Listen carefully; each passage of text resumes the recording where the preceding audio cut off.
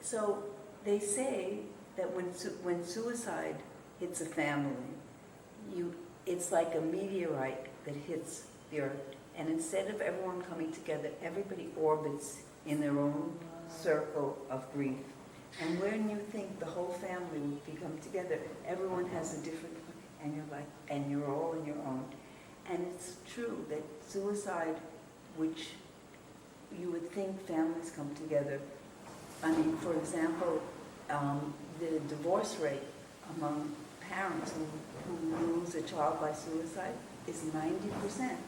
Now you would think they would share that, but because each one of them is going through their own feelings of grief, and sometimes it's hard, or they blame each other. Now, and also with spouses, what you're saying is that people really, they don't want something that's kind of messy. You know, suicide is a very messy death. It's not clean. Yeah. So they stay away from it. Or they say, what really happened, or what's the real story, and stuff like that. And it's very hard because, especially, there is a lot of blame. Now, I can tell you, when women lose their husband, there's a lot of blame on women. Like, what did you do? What happened? Or what did you do? Or what didn't you do? Parents get that too, but also children, adult children get that too. You didn't take care of your parents, but because everyone wants to try to figure out what is the reason, what is the actual reason about why this happened. And even he wants to. She wants to know. Why do you think happened? What do you think happened? But you don't care. This is unconditional love. We want unconditional love, right? What were the challenges you faced in your grief and the grieving process? Hi, sweetie. Oh my God, she sensed that this is a topic which both of us are very close to our hearts. I know. Yes, we understand. The hardest part for me, for the grieving, was I felt abandoned by my husband. I felt that at least he should have given me some warning, that he could have told me. Then I felt, what's wrong with me that I didn't even know that this was happening? So then I started questioning my own judgment, like I didn't know what was happening. Then, as you mentioned, I was very surprised at family members and friends who I thought were very close, who, like you said, they moved away, and that came as a very big surprise to me, because there wasn't a lot of empathy or sympathy. There was just more like curiosity, yeah. like why did this happen, and how did this happen? So I think what happens over the years, and you develop a new normal, and also you develop new sets of friends, people there that are with you and that understand you. And I believe that there are always people in the world who have been there. Now there may not be suicide, we might have had other tragedies in their lives. And those are always the people that are with you, because they know what it's like to be when things don't go as what they. So I said, if somebody is there, they know. They'll say, I'm sorry for your loss, or they are there with you. But the fact that there's so much blame put on suicide all over, and we're having an international dialogue, thousands and thousands of miles away from where you and I live for each other, and yet we're sitting here in your beautiful house talking about, seeing a picture of your beautiful house, and yet it's so similar, because we try to understand, like, what is it that makes this such an unusual and such a complicated kind of death. And it really shouldn't be that way. It really should, we loved our loved ones, and they were part of us. Yeah. People should be able to understand that kind of stuff. Exactly. But it's almost as if it's on the front page of the paper, like, why did this happen? I mean, it's like almost as if they're looking for a peg, Mm-hmm. and we seem to be the most the convenient pegs possible. It's almost like absolving yourself of a sense of responsibility and blaming the immediate survivor. And it's hard to blame the person who's dead. It's hard to be angry at a dead person. Yeah. So you can't say, oh, that person did that. Yeah. So, I mean, I don't think there should be any blame. I think there should be no guilt, no blame. What there should be is just, we love somebody for whatever reason that we'll never know, because they took the answers with them. Exactly. They've decided not to live anymore. But they live with us. They live among us. And the fact that you and I can be sitting here and talking with such love and caring about our husbands who are no longer here speaks for how much we care and love them. We're not sitting here and saying, I can't believe people who are, let's say, that have a bad divorce, they're angrier at their husbands. Oh, absolutely. Yeah, and they're talking about, oh, they left me, but we're just trying to we're more disappointed that the person we love just at a certain point gave up. Yeah, exactly. And what was hard for me also was that Harry died alone. That he didn't ask for my hand, like you're on a lifeboat. Yeah. He went over and he didn't say, Carla, can I have your hand? Yes. And that part makes me very sad. Yeah. But then I think if you're at that point in your life, maybe your whole world becomes distorted and you really don't really know. You just want, they say that, suicide is really just ending the pain. Because the pain is so great, Absolutely. you just don't want to feel the pain anymore. Like you, I think I went through a cocktail of very toxic emotions, abandonment, anger, sadness, disappointment, frustration. The feeling of abandonment was particularly acute in the early stages. In fact, I remember wailing, not even my love was enough for you. It wasn't sufficient, So I just, it felt like just being abandoned on high sea. Right. And you don't even have a lifeboat. You don't even have a life jacket. Right. You're just left to your own devices. Right. And that's the thing about suicide. If we lose a loved one to an accident or an illness, they didn't want to go.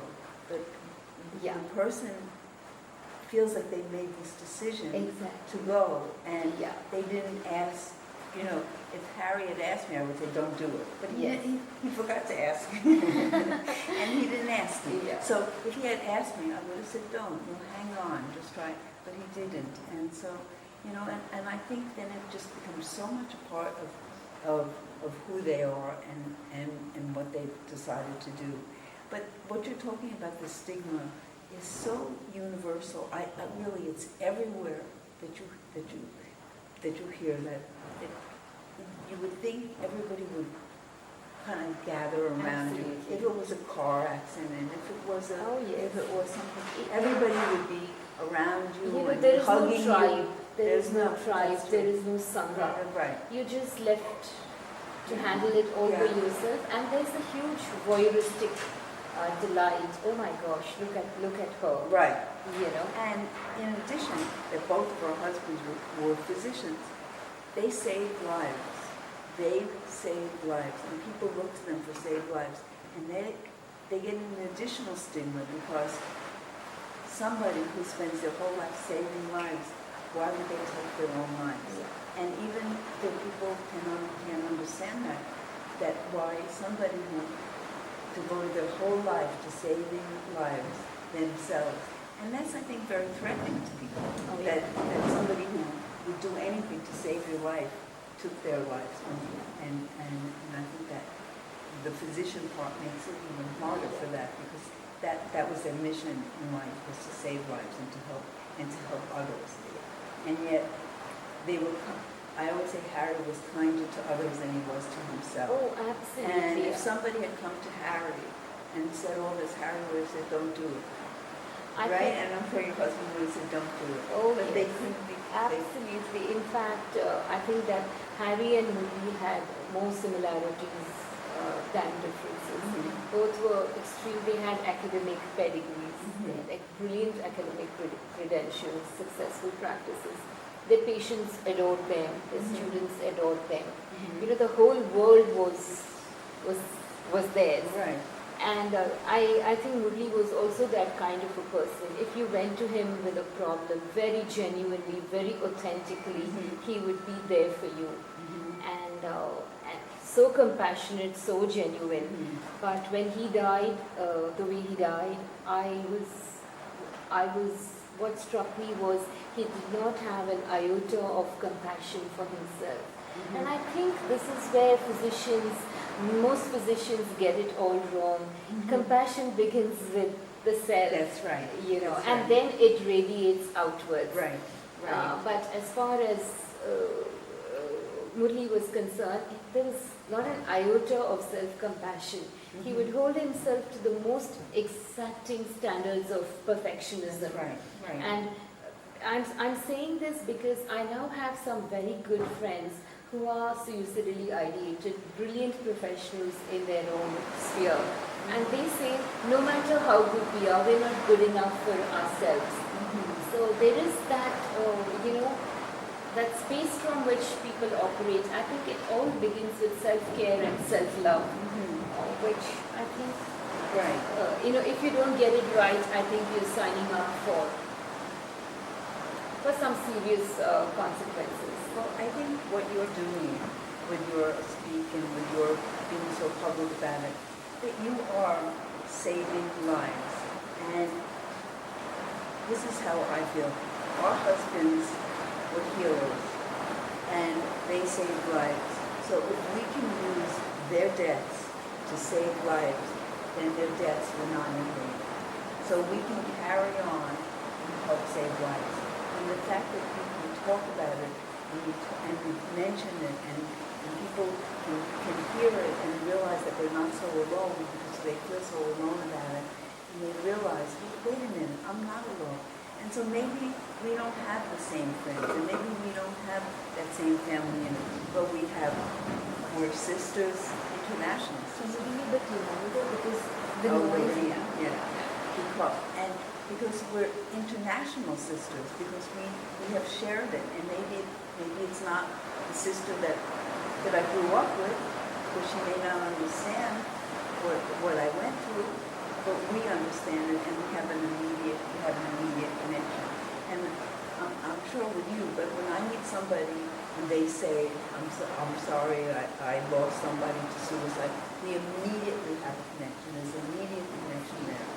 And I think it's so important to talk, to have those very candid conversations about suicide, to create those very supportive spaces where people can talk about this. Because I think the only antidote to stigma, shame, secrecy, and silence is to talk openly about it. That's right. And unless we are willing to do that, unless we take that little step, I'm afraid things are just not going to get any better. Right.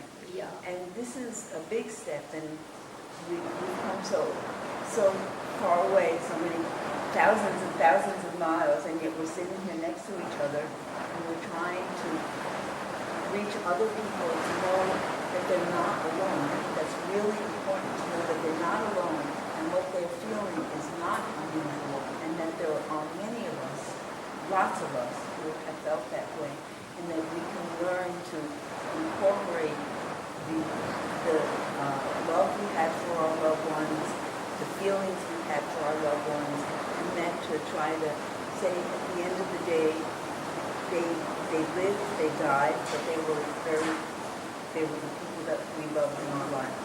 And if people can't understand that, then there's nothing we can do to change it. And I'd also like before we conclude, I'd also like to say that suicide was a very important part of our lives, but it doesn't in any way define or limit us. Yeah, and surviving suicide loss has been a huge challenge. I think there's this lovely there's this lovely quotation I came across by Elizabeth Kubler-Ross on grieving. I just love to share it with you, especially because I think you would really resonate with this. It says, it's something so beautiful. It says,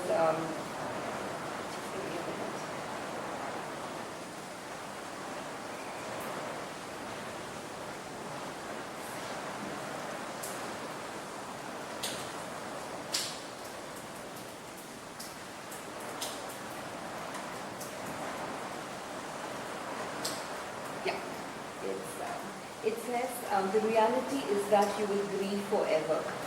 You will not get over the loss of a loved one. You will learn to live with it. You will heal and you will rebuild yourself around the loss you have suffered.